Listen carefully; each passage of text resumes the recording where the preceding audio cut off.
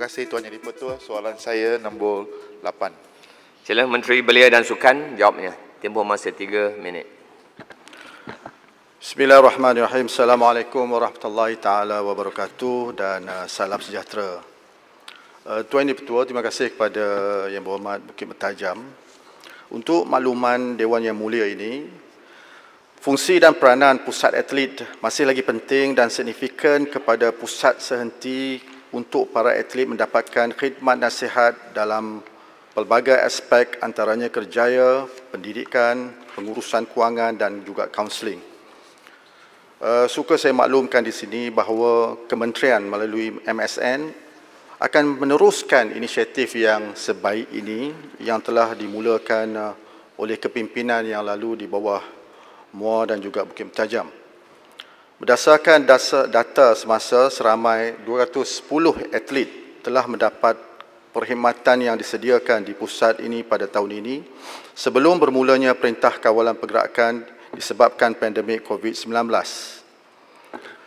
Dalam aspek pendidikan, Sekretariat Kerjaya dan Pendidikan Atlet ataupun MES yang diusahakan pada 2016 di bawah kepimpinan Rembau pada waktu itu akan terus menjadi tunjang kepada penubuhan pusat sehenti ini. Dan pada waktu ini, MES sedang dan telah melaksanakan beberapa perkara seperti berikut. Pertama, mengadakan kerjasama dengan 8 institusi pengajian tinggi dan 2 institusi kemahiran. Kerjasama ini telah menyediakan program pengkajian atlet negara seperti peluang beasiswa dan customized program bagi membantu atlet memanfaatkan semaksimum mungkin program latihan dan pembelajarannya. Keduanya, manakala program One State, One University, One Center atau 1S, 1U, 1C pula, seramai 97 atlet telah pun menerima tawaran pendidikan di 14 cawangan Universiti Teknologi Mara UiTM dan 3 institusi pengajian tinggi awam serta institusi pengajian tinggi swasta. Program ini merupakan kolaborasi antara IPT dan MSN peringkat negeri bagi menyediakan ruang serta peluang kepada atlet-atlet khususnya atlet negeri untuk melanjutkan pengajian ke Menara Gading tanpa mengorbankan karier sukan mereka. Selain daripada bidang pendidikan, laluan kerjaya atlet turut diberi tumpuan bagi atlet-atlet yang bakal bersara melalui project track ataupun atlet track program. Program ini dilaksanakan dengan kerjasama syarikat berkaitan kerajaan, syarikat swasta serta agensi-agensi kerajaan yang bakal menyediakan peluang pekerjaan nanti. Tuan Yang Di-Pertua, untuk jangka masa pendek bersesuaian dengan cabaran dan suasana ekonomi semasa, pusat atlet perlu diberikan pemerkasaan dan pemantapan yang lebih kukuh dan menyeluruh. Elemen keusahawanan, ekonomi gig dan ekonomi digital juga diletakkan sebagai salah satu daripada ikhtiar baru dan terkini untuk membantu atlet dan bekas atlet.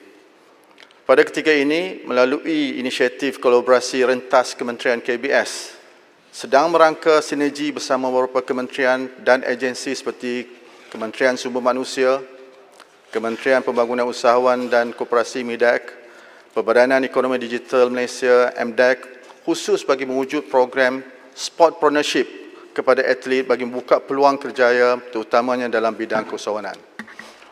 Adalah diharapkan program ini akan dapat meneroka ruang dan peluang perniagaan kepada atlet dan yang bakal bersara dengan menyediakan kemahiran asas, perancangan dan juga akses kepada dana kewangan untuk memulakan perniagaan. Terima kasih.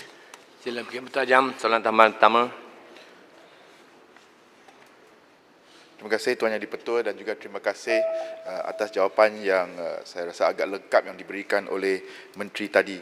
Soalan saya ialah dalam masa 3 hingga 4 bulan ini ada ramai terutamanya jurulatih, gym instructor, pengurus acara ataupun event manager terutama dalam sektor sukan ini yang telah menghadapi masalah dari segi pekerjaan, perniagaan mereka. Salah satu aduan yang saya terima contohnya di kawasan saya ada gym instructor dan juga jurulatih contohnya renang di mana pendapatan gaji mereka telah berkurangan sebanyak 80% dan ada yang telah kehilangan kerja kerana PKP. Saya mohon tindakan ataupun maklum balas daripada pihak kementerian tentang isu ini. Terima kasih.